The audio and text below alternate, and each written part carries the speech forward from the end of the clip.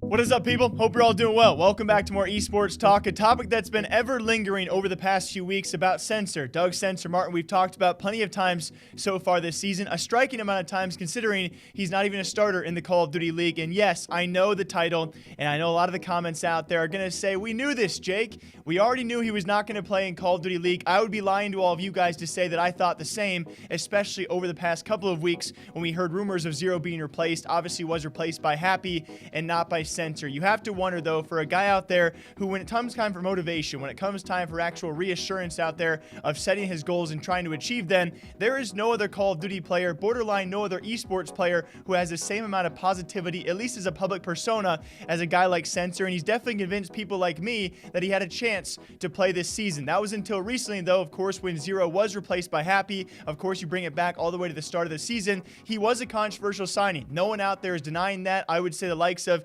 Embos, the fact that Mutineers has Maniac as an actual COD sub, that's probably more controversial, but still, Censor was a huge content creator, a huge brand and presence to bring to any lineup out there, and he signs with his home team in the New York Subliners. Then in the recent weeks as well, of course, it was actually very early on, CDL London, he caved in and he responded to the hate from the chat of the classic YouTube live stream. He actually eventually deleted those tweets, and a couple weeks later, it's his own dad who posts an Instagram post and eventually deletes that post as well. Then most recently, it's actually Doug going off on his own teammate, that being Temp. Whether it's a joke or not, those two have history, and so it's not a good look to have two potential teammates going back and forth with each other. And then very lastly, of course, the replacement of that sub player, that's going to be Happy standing in for Zero. Happy not playing very well, and now we have New York Subliners based off that signing a new sub, that being Mac Melts.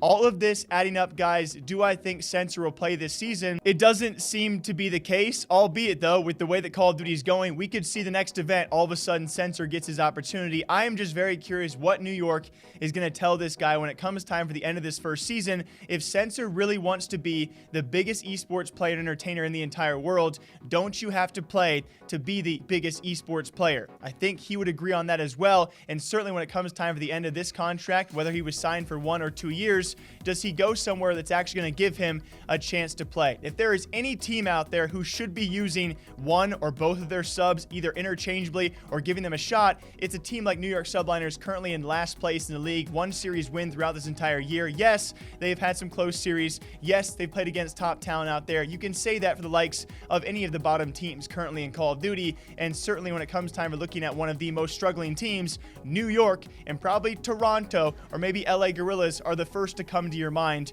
right away. And those other two teams, they're experimenting extensively with subs. New York haven't touched Censor yet. What are they telling him? Are they leading him on? Are they saying, no, wait. If we continue to suck, we'll give you a chance eventually, and then they keep on signing new subs and trying out new players? I have no idea, but as of right now, currently, I do not think Censor will be playing this season, especially given the current circumstances and what has happened so far this season. Of course, you guys can leave your thoughts down below. I do wish that he does get a chance and does get an opportunity, and I do personally believe if it was actually him instead of Happy's poor performance last weekend, you give Doug one chance, I think he could really show up for a weekend. Would he show up throughout every single series? I don't know. It'd be a lot of pressure, right? There'd be a lot to stand on for that, whatever chance he does get. But if he does get it, I do think he could potentially live up to the hype. Whether that hype would last long term, I have no idea, but I think he does deserve a chance. Will he get one? I don't think so.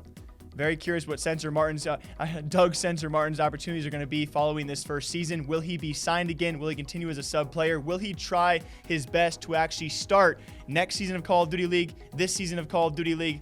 I have no idea, but certainly a great talking point out there for all of us. Huge stories coming sometime soon for all of you guys. Hope you all enjoy. Drink your coffee, drink your water. I'll be back here sometime soon.